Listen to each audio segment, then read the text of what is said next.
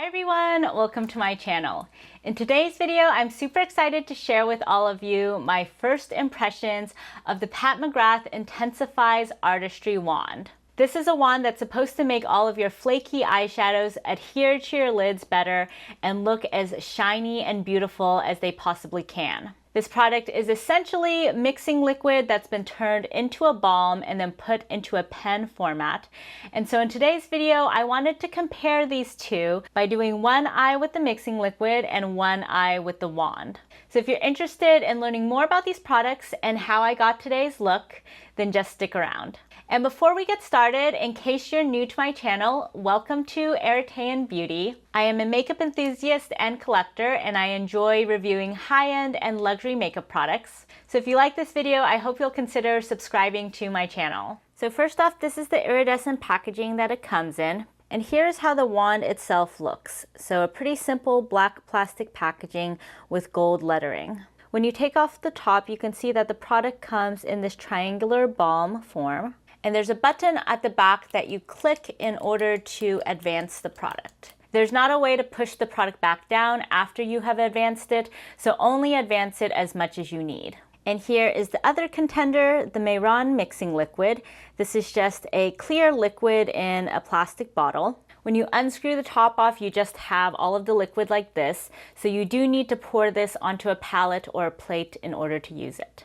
In case you're unfamiliar with mixing liquid, this is different from an eye primer, so you don't just put this all over your lids and then apply eyeshadows on top. Mixing liquid instead is designed to be used specifically with shimmery eyeshadows instead of with matte eyeshadows. So normally you want to do your matte eyeshadows first and then use your mixing liquids to either turn your shimmer eyeshadows into liquids or to at least wet them enough such that the shimmer pigments really stick to your eyelids. So based on the promo videos of this product, the way that I've seen Pat McGrath use it is that she'll first go in with any sort of matte eyeshadows that she wants for the look, and then she'll just sweep this across the eyelid on the part where she wants the shimmers. Then she'll go in with either a brush or a finger into the shimmer product and then just dab it on top. And so this will basically help the shimmers really adhere to the lids and look more vibrant and sparkly. I have also seen her put this on top of the shimmer eyeshadow after she's applied it for some additional shine. And so we'll try it both ways today. So to start off for today's demo, for the mattes, I wanted to go into my Natasha Denona Circo Loco palette. I figured that since mixing liquid is something you normally use when you want to do a really sparkly look, today's look is going to be all about color, sparkle, and fun. So to start off with my Reference number 16 brush, I'm going to go into Cotton Candy. This is a very light pink shade, so I'm just going to sweep this all over my crease area. I currently only have concealer on my eyes because I want to see how these products work without primer.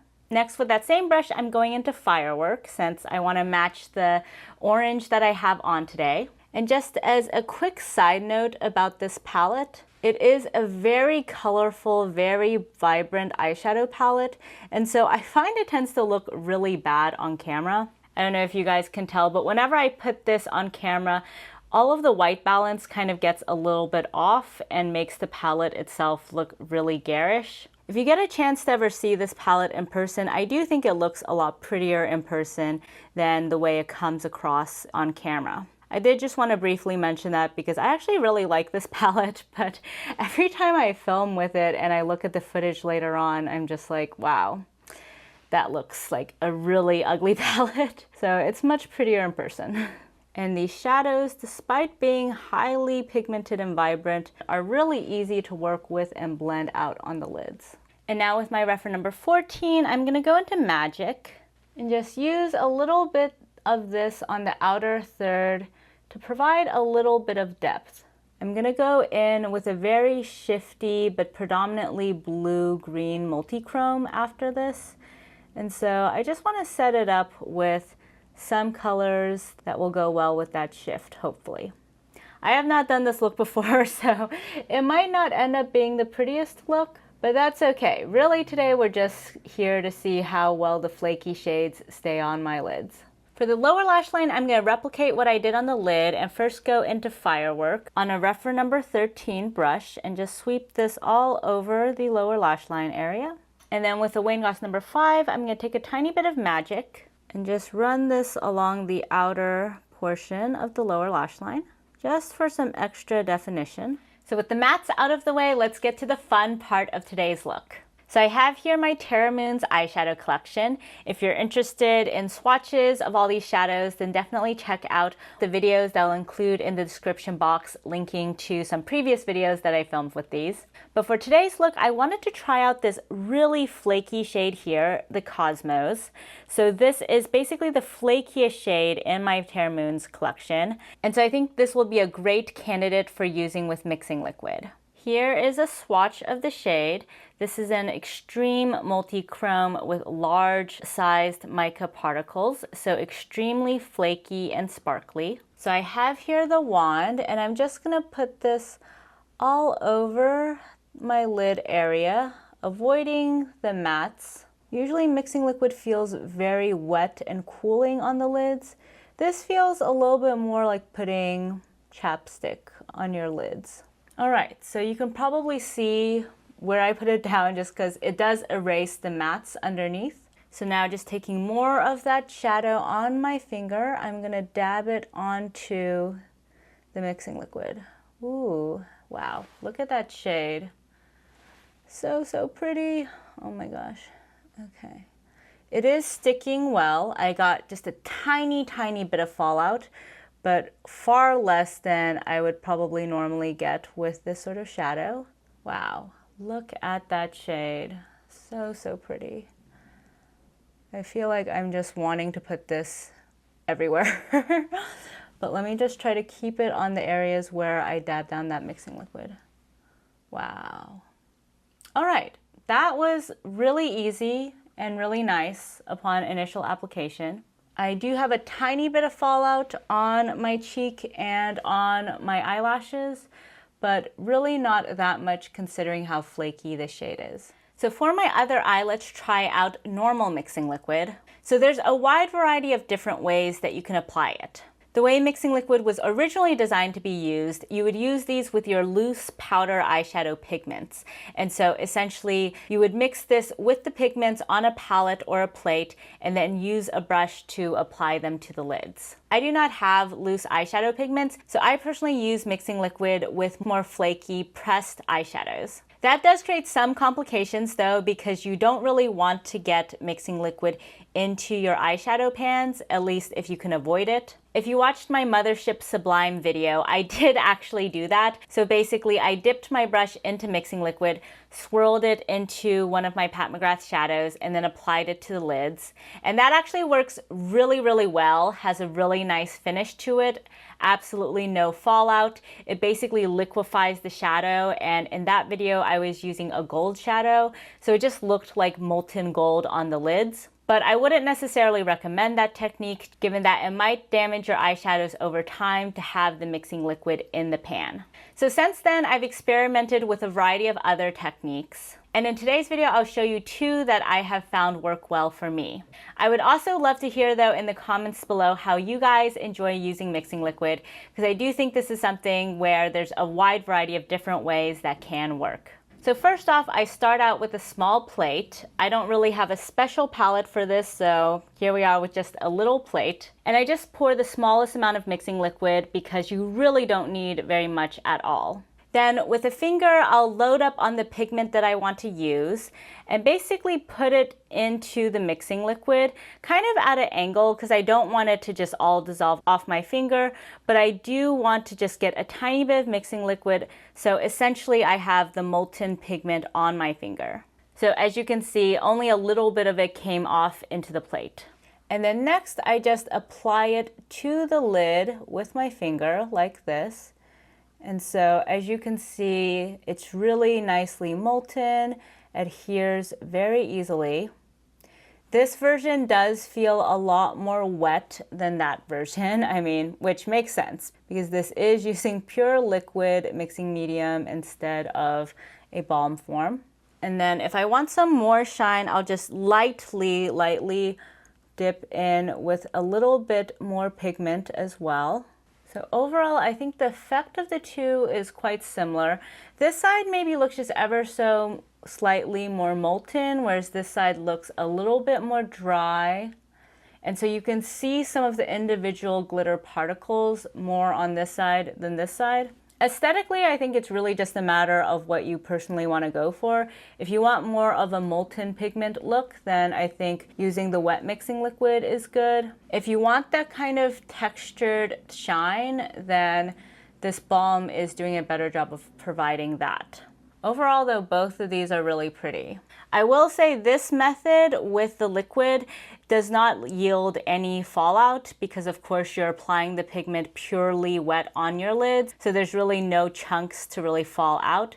Whereas on this side, because you're still applying it dry, there will be a tiny bit of fallout. Before we move on, though, let's just take a second to appreciate how incredibly gorgeous this Cosmos shade is. Cameras usually can't pick up on all of the shift in color, but I hope you guys can just see at least some of that gorgeous flip. Alrighty, so with the lid application, in both cases, I applied the pigment with my finger. And so this is of course not gonna give you a very precise pigment placement. So the next thing I wanted to try out is how these two products compare if you wanna do some more precise placement. So in particular, we're gonna be putting some shadow on my lower lash line. So for the lower lash line, I'm gonna go into this shade Star Sign. Star Sign is a dual chrome instead of an extreme multi-chrome, but they both have somewhat of a similar blue shift to them, so hopefully they match in today's look. Alright, so starting again with the balm, let me first see if I can actually use this straight from the wand. So I'm just putting this kind of on the inner half, I guess, of my lower lash line. There is a little bit of drag with this, so it's not the softest balm. I think on the plus side, the tip of this is small enough you can sort of get it on that lower lash line area. It doesn't really feel like you have anything on though, so I'm not quite sure if I'm putting enough down, but we'll see if the shadows adhere. So with this little ABH brush, I'm just gonna grab some of Star Sign and stamp it onto that lower lash line area. Hopefully this sticks. Alrighty, I feel like I managed to get enough on that I am feeling a bit of stick, so that's good. Try to just build that up so it's fully opaque. Alrighty, looking good. That actually was easier to do than I thought it would be. I was a little worried the wand would be a bit too chubby to get into this lower lash line area. On the lids though, I will say Star Sign and Cosmos look very different because on the lid, Cosmos has a super strong green shift to it, whereas Star Sign has much more of a purple dual chrome. So for the normal mixing liquid side, when I'm doing a little bit more of a precise pigment placement, what I like to do is take a brush, load it up on the pigment that I want to use, and then dip it into the mixing liquid on the plate.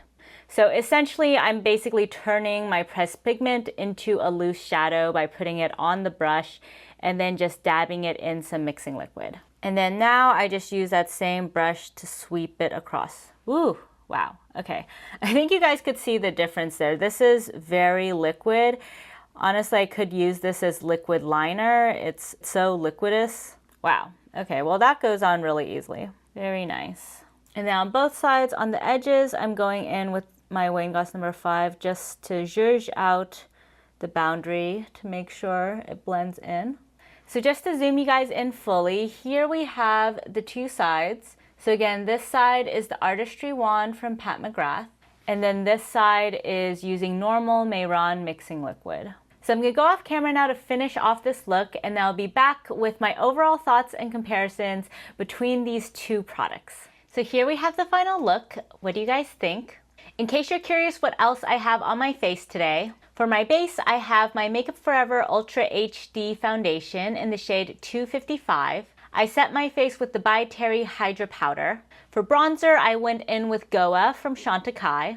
For blush, I have Flirtatious from Pat McGrath. For highlighter on the cheeks, brow bone, and inner corner, I have the Pat McGrath Lunar Nude highlighter. This is her holiday highlighter. Then on the lips, I have the Pat McGrath lip liner in the shade Structure, and I topped that off with the Pat McGrath lip gloss in the shade Astral Flash Dance.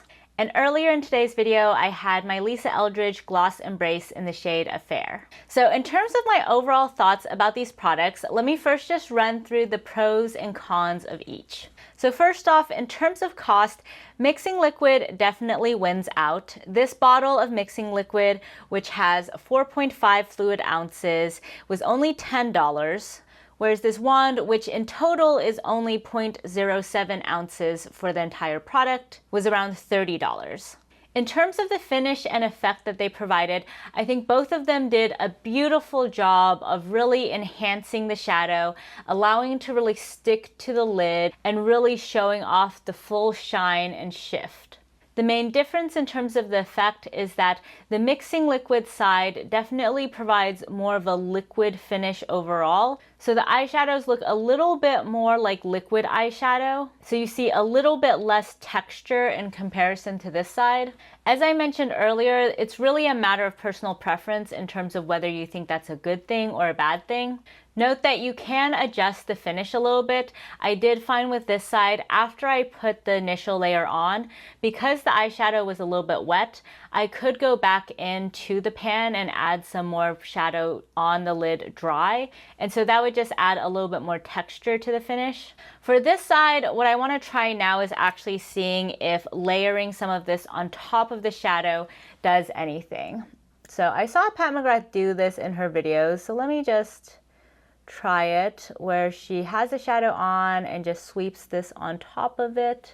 Alrighty, I don't know if that really did anything. As you guys can hopefully see here, that did just pick up some of the Cosmos shade. So let me actually go back in and just add a little bit more of that on top because I don't want this shade to look patchy. It was so beautiful earlier. And then just gonna also go back over that with my M Cosmetics eyeliner. Okay, I'm glad I tried that for testing purposes, but please don't do that. I think it's a bad idea to put this over eyeshadow after you already have it on. The product is just a little bit too firm, and so it just kind of picks up the shadow instead of laying this product down. Actually, let me see if I take some of this on my finger and that kind of warms it up a little bit, whether that helps. This way I can also clean the Cosmos off of that. So here it is on the finger, just dabbing this on to the center, seeing if it affects the shine. Okay, again, would not recommend doing that. I feel like that actually just dulled the shine and also picked up some more pigment. So again, I'm dipping back into the Cosmos and just layering that back on top because I don't want to dull the shine on this look. Alrighty, there we go. Now we're back. Just gonna clean up that edge a little bit. Okay, so with those experiments out of the way, I would definitely say you can get a little bit more versatility with just using normal Mixing Liquid in terms of the finish. So again, you can have a highly liquid finish if you just apply the shadow with the Mixing Liquid, as I showed earlier. But if you then also layer on top some dry shadow on top of the layer that you applied with the Mixing Liquid, you can still get that sort of chunky effect that you get with the balm. Whereas the opposite is not true. You can't just keep applying this to get that sort of more liquid effect. So I was expecting the balm to feel a little bit more wet and cooling on the lids, but at least to me, it didn't actually feel like that much. There was a tiny hint of a cooling sensation, but it mostly felt like I was dragging a pretty dry balm across my lids. In contrast, Mixing Liquid does feel like a very cooling liquid on the lids. And so if you're not a fan of that, you might want to try the balm out. This is definitely the more neutral experience, I would say, from a sensorial perspective. Personally, I don't mind the cooling liquid sensation of normal Mixing Liquid, but I did want to call that out because the first time I used Mixing Liquid, I was surprised just how cold it felt on the lids. So those are the pros and cons that I noticed based on today's initial impression. For me personally, I do like having both of these in my collection. I think the mixing liquid is definitely more versatile, and I like the effect slightly better, especially with some more precision placements such as under the lash line. And if I were to do more of a shimmery or metallic winged liner, then I would definitely say mixing liquid would be the way to go. That said, using mixing liquid does require a few additional steps, especially if I'm doing something more precise. So at minimum, I need to bring out a plate and pour the mixing liquid on here. And then also, if I'm doing more precision work, I do need to use a brush that's going to get wet.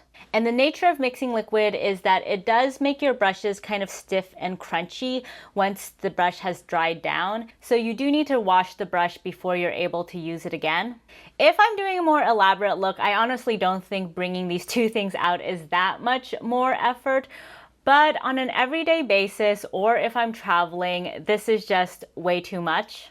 So for me, I could see myself bringing this out if I'm doing more of an everyday look and I just have one shimmery shadow that's prone to fallout. And so I just want to put some of this quickly on the lid, put on the shadow, and just be done. Or if I'm going on vacation and anticipate wanting to do some really nice looks, I think this will be a lot easier than bringing around a bottle of mixing liquid, especially given the liquid restrictions on flights.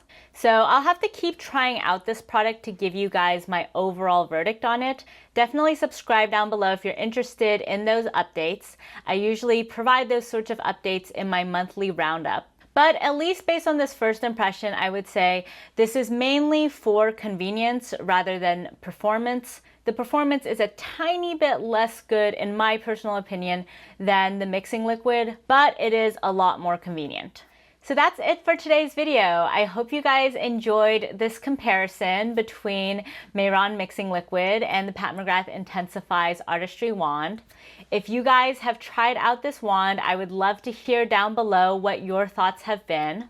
In particular, if you're able to use the wand the way we saw in those videos where she kind of swipes it on top of shimmer that's already on the lid, let me know, because I haven't actually seen anyone successfully do that in any videos other than the Pat McGrath videos. So I'm a little bit skeptical at the moment, but maybe there's something that I'm missing with the process. If you like this video, then please give it a thumbs up, and if you haven't already, please subscribe to my channel. Thank you all so much for joining me today, and I'll catch you next time. Bye!